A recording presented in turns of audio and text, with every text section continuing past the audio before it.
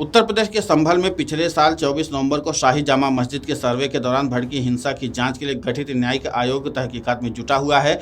इस मामले में आयोग के सदस्य और पूर्व डीजीपी ए.के. जैन ने आज महत्वपूर्ण बयान दिया, जिसमें उन्होंने जांच की प्रोग्रेस और आगे की कार्ययोजना के बारे में बताया। आज संभल के पुलिस अधीक्षक कृष्ण कुमार बिश्नोई को आयोग के समक्ष बयान दर्ज कराने के लिए तलब किया गया।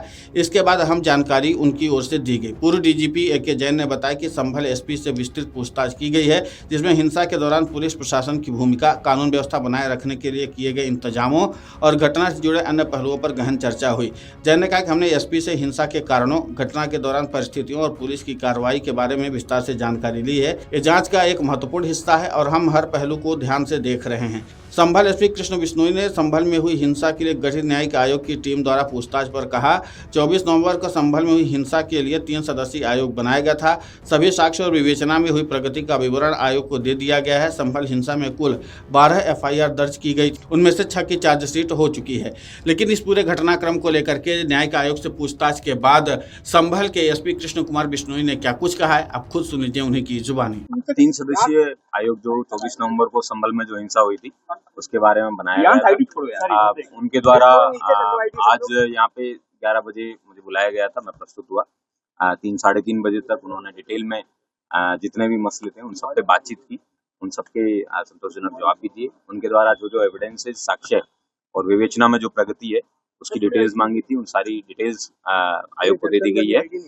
आयोग के द्वारा उन सारे बयानों को नोट कर लिया गया है और मैं उम्मीद करता हूँ कि इस न्यायिक आयोग में संभल पुलिस के द्वारा जो भी कार्रवाई की गई है वो एकदम खरे टेस्ट पे उतरे। Thank you sir. जो सपा सांसद को, अगर उससे बात करें, सपा सांसद को भी आप लोगों ने बयान के लिए बुलाया था, आगे उस केस में क्या कार्रवाई? कुल 12 एफआईआर संभल वायलेंस में लिखी गई थी, उनमें से 6 को चार्जशीट कर दिया गया है। 6 के अंदर अभी और उसमें बैलिस्टिक रिपोर्ट भी आ गई है। बैलिस्टिक रिपोर्ट के आधार पे जल्द ही उसमें चार्जशीट है वो लगाई जाएगी और वो जिसमें जिस केस के बारे में आपने बताया है वो कंस्पिरेसी से रिलेटेड केस है। उसमें अन्य भी जो लोग हैं उन लोगों को भी बुलाया जाएगा और उनके बयान भी लिए जाएंगे और अगर उन गिल्टी पाए जाते हैं उन लोगों को जेल भी भेजा जाएगा। पाकिस्तानी कारतूस मिले थे तो पूरी जांच रिपोर्ट में उसका भी जिक्र है, पाकिस्तान कारतूस। बैलिस्टिक रिपोर्ट और क्राइम सीन रिकंस्ट्रक्शन रिपोर्ट जो है वो दोनों आज यहाँ सबमिट की गई है आयोग के सामने और आयोग के द्वारा उनका संज्ञान भी लिया जाएगा और मैं उम्मीद करता हूँ कि जो रिपोर्टें एक्सपर्ट्स के द्वारा दी जा रही है उनको भी एज एन एविडेंस है वो यूज किया जाएगा। 4 घंटे के करीबन आयोग ने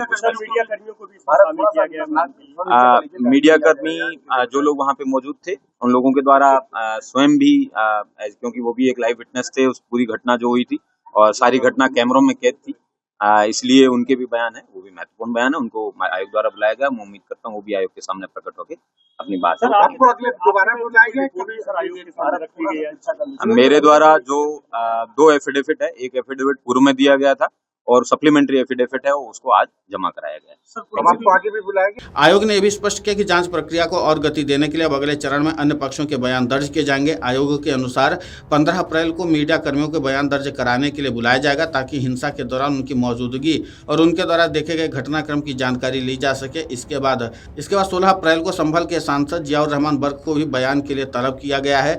बर्क इस मामले में पहले से ही नामजद हैं और उनसे पूछताछ हिंसा की साजिश और उनकी कथित भूमिका को लेकर अहम मानी जा रही है। न्यायिक आयोग ने यह भी बताया कि सभी पक्षों के बयान दर्ज करने के बाद जल्द ही अपनी अंतिम रिपोर्ट तैयार की जाएगी। हालांकि आयोग ने यह भी साफ किया कि जांच को पूरी तरह पारदर्शी और निष्पक्ष रखने के लिए सभी पहलुओं की गहन पड़ताल की जा रही है, जिसके चलते अंतिम रिपोर्ट पेश करने में अभी करीब 1.5 माह का समय और लग सकता है। आयोग के अध्यक्ष इलाहाबाद हाईकोर्ट के रिटायर्ड जज देवेंद्र अरोड़ा, पूर्व डीजीपी ए.के. जैन और रिटायर्ड आईएएस अमित मोहन प्रसाद इस जांच को पूरी गंभीरता से संचालित कर रहे हैं। गौरतलब है कि 24 नवंबर 2024 को संभल में जामा मस्जिद के सर्वे के दौरान भड़की हिंसा में 4 लोगों की मौत हो गई थी, जबकि एसपी कृष्ण कुमार बिश्नोई और सीओ अनुज चौधरी सहित 29 पुलिसकर्मी घायल हुए थे। इस घटना में पथराव, फायरिंग और आगजनी की वारदातें हुई थी, जिसमें कई गाड़ियां भी फूंक दी गई थी। इस हिंसा के बाद राज्य सरकार ने 3 सदस्यीय न्यायिक आयोग का गठन किया था, जिसे यह जांच करने की क्या यह हिंसा सुनियोजित साजिश का हिस्सा थी या अचानक हुई घटना थी। अब देखना दिलचस्प होगा कि इस पूरे मामले को लेकर के क्या कुछ नई जानकारी निकलकर सामने आती है।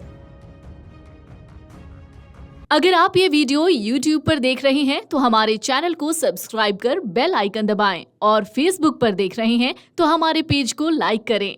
8 मिलियन प्लस सब्सक्राइबर, आपके इस भरोसे के लिए बहुत धन्यवाद।